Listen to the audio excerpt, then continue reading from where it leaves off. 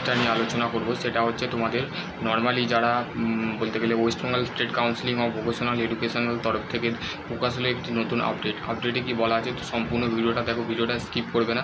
তো ভিডিওয় যে কথাগুলো বলা আছে তো সম্পূর্ণ দেখবে। তো সেই ক্ষেত্রে দেখো তোমাদের বলতে গেলে যে the last date of the apply of the ITI admission of the একটা ব্যাড নিউজও আছে, খারাপ নিউজ আছে, বলতে গেলে খারাপ খবর আছে। তো সেই ক্ষেত্রে যারা আইটিআই এম গ্রুপ আর ই গ্রুপের জন্যে বলতে গেলে এখনও ফর্মের যে ডেট সেটা হচ্ছে এক্সটেন্ড করা হয়েছে, ঠিক আছে, 21শে জুলাই অবধি কিন্তু তোমাদের এক্সটেন্ড করা হয়েছে। যেটা কালকে ছিল সেটা হচ্ছে 15 জুলাই। তো র্যাঙ্ক কার্ডের বলতে গেলে তোমাদের এখানে কোনো অপশান দেখাচ্ছে না, ঠিক আছে।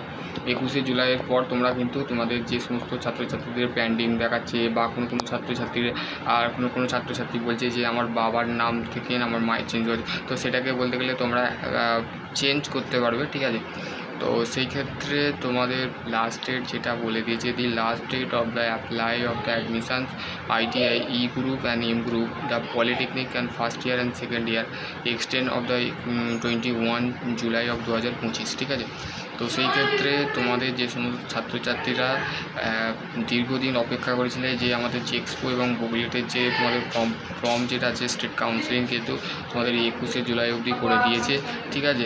তো তোমরা এখনও পর্যন্ত যারা ফর্ম ফিল আপ করোনি তো করতে শুরু করো, ঠিক আছে। এখনও তোমাদের 5 দিন হাতে আছে, ঠিক আছে, 5 দিন মাত্র। তো সেই ক্ষেত্রে তোমাদের যে সমস্ত ছাত্রছাত্রীরা এখনও পর্যন্ত ফর্ম ফিল আপ করোনি বা করে ফেলেছো, তাদের যে সমস্ত পেন্ডিং দেখাচ্ছে, তো সেই ক্ষেত্রে একটু অপেক্ষা করো, ঠিক আছে। 21শে জুলাইয়ের পর থেকে তোমাদের কিন্তু 22শে জুলাই বা 23শে জুলাই ফের একটা নোটিশ আসতে পারে। তো সেই ক্ষেত্রে তোমাদের অপেক্ষা করো। স্টেট কাউন্সিলিং ফের যদি কোনো নোটিশ পাঠায় বা নোটিশ তোমাদের কলেজে আসে, তো সেই ক্ষেত্রে আমি ডেফিনেটলি তোমাদের হয়ে বলে দেবো, ঠিক আছে।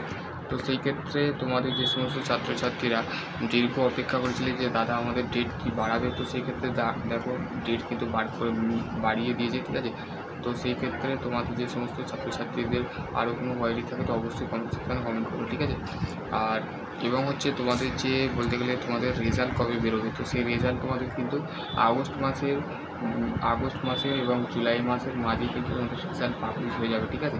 তো সেই ক্ষেত্রে তোমাদের যে সমস্ত ছাত্রছাত্রীরা এখনও পর্যন্ত ফর্ম ফিল আপ করোনি, তারা রেজিস্ট্রেশন এবং সাইন আপ করার পর তোমরা সমস্ত কিছু তোমাদের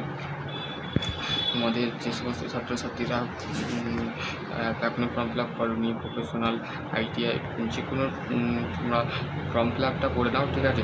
তারপরে দেন তোমাদের যে সমস্ত ছাত্রছাত্রীরা এক্সটেন্ড করে দিয়েছে, তো সেই ক্ষেত্রে তোমাদের যে সমস্ত প্রশ্ন থাকে তো অবশ্যই কমেন্ট সেকশনে কমেন্ট। সকলে ভালো থেকো, সুস্থ থেকো, থ্যাংক ইউ।